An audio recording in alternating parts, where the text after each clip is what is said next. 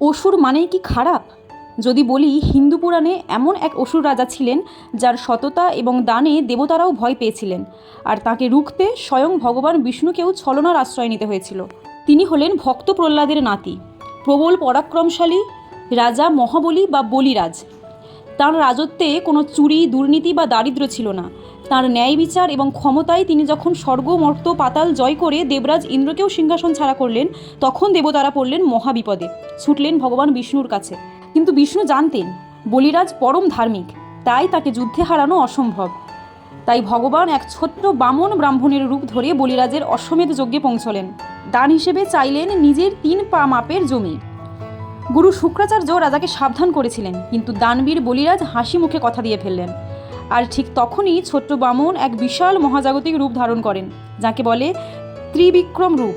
প্রথম পায়ে গোটা পৃথিবী আর দ্বিতীয় পায়ে পুরো স্বর্গ ঢেকে ফেললেন বিষ্ণু। তৃতীয় পা কোথায় রাখবেন? নিজের দেওয়া কথা রাখতে বলিরাজ হাসি মুখে নিজের মাথা পেতে দিলেন। ভগবান তার মাথায় পা রেখে তাকে পাতালে পাঠালেন। কিন্তু গল্প এখানেই শেষ নয়। বলিরাজের ভক্তিতে মুগ্ধ হয়ে বিষ্ণু তাকে শুধু অমরত্বের বরই দেননি, স্বয়ং পাতালে গিয়ে বলিরাজের প্রাসাদের দ্বাররক্ষী বা পাহারাদারের দায়িত্ব নিয়েছিলেন।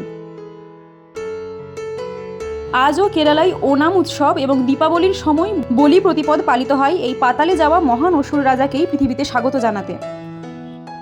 এই অজানা পুরাণ কথা আপনার কেমন লাগলো এক্ষুনি কমেন্টে জানান। ভিডিওটা সবার সাথে শেয়ার করুন, আর এমন আরও ফ্যাক্টস জানতে এক্ষুনি সাবস্ক্রাইব করে নিন।